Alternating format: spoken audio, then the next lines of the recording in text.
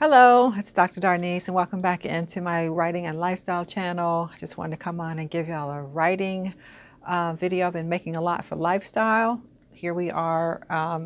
My channel is about is a channel for spiritually minded creatives.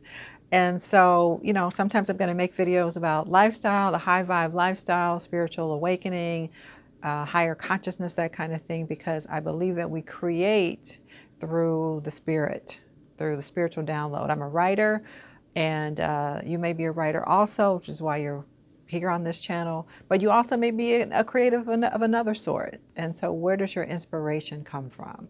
And I like to say that our inspiration comes from spirit, comes down through a divine download. And anyway, what I wanted to talk about in this video is NaNoWriMo and how, I guess we would say, I failed at NaNoWriMo because I didn't even start.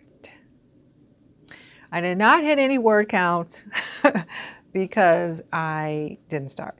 And so if you're not familiar with NaNoWriMo, probably you are if you're watching this, but if not, it's a month long, the month of November, writers from all over take the challenge, the writing challenge, and the goal is to reach 50,000 words in the month, which is theoretically a book length project, typically for people who are self-published and in the indie part of writing and publishing.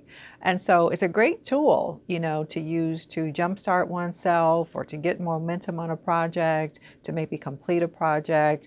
And I had all the intention in the world of doing just that. And it didn't work out. But let me just say, I am a writer. It's not like I'm just starting to write and that was my problem. No, I'm already published. I write academically. I write in the field of religion and spirituality. And my academic book is Beyond Christianity, African Americans in a New Thought Church. So some of you are familiar with New Thought spirituality.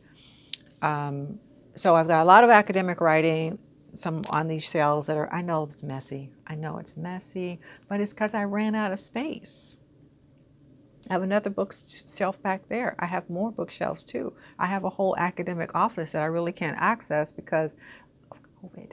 So I have books overflowing, and you would think this would mean I wouldn't keep buying books, but I keep buying books. I know. Crystals and books on that shelf. And then I self-published this one, 40-something, 10 Radical Lessons for Women on How to Live and Love Without Losing Themselves, because it happens so often to women. Both available on Amazon. Self-published a couple years ago, about a year and a half ago. And so I am a writer. It's not a problem that I can't write or I don't know the process, but I think I just overthought everything because I don't really work according to word count generally. That feels artificial and not quite creative. And so I just kept trying to figure out, well, how am I going to do that? How am I going to? And so instead of just jumping in and getting involved in some of the writing sprints that people are doing online, or, joining some writing groups and just starting, I didn't. And then the day started to get away from me. And here we are. Well, by the time this video airs, it'll be December, so over. So NaNoWriMoFail, right? And the only really way one really fails is if we don't ever start something. And I didn't start, but I will say I had NaNoWriMo intention. Maybe I should call the video NaNoWriMo Intention to write.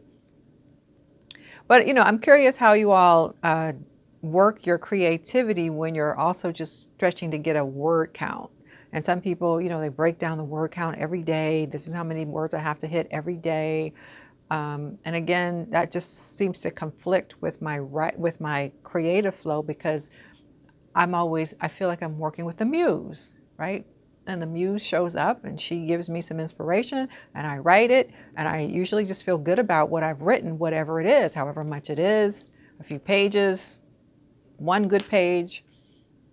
And I feel like that's the best way for me to write, according to the muse, according to, did I progress the story or did I progress to the next chapter or whatever, not so much, oh, I need to hit 1,600 words.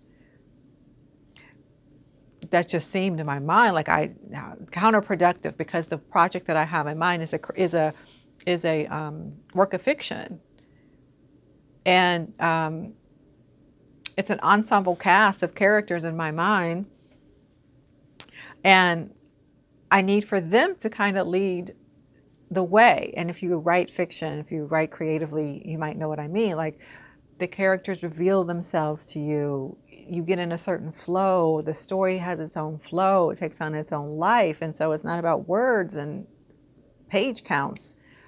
So I was conflicted within myself about how to really do it. And so it stopped me. So if you have any advice on how to get around that, please leave that in the comments. Like, oh, just start, right? I would appreciate that kind of encouragement, because I'm going to try again next November. Getting to and before then, to get into some writing sprints so that I jumpstart myself. I love my story. I just haven't given myself enough time to really indulge myself in the story, because I recognize that once I do, it does lead me. My characters speak to me more, and the story fills out.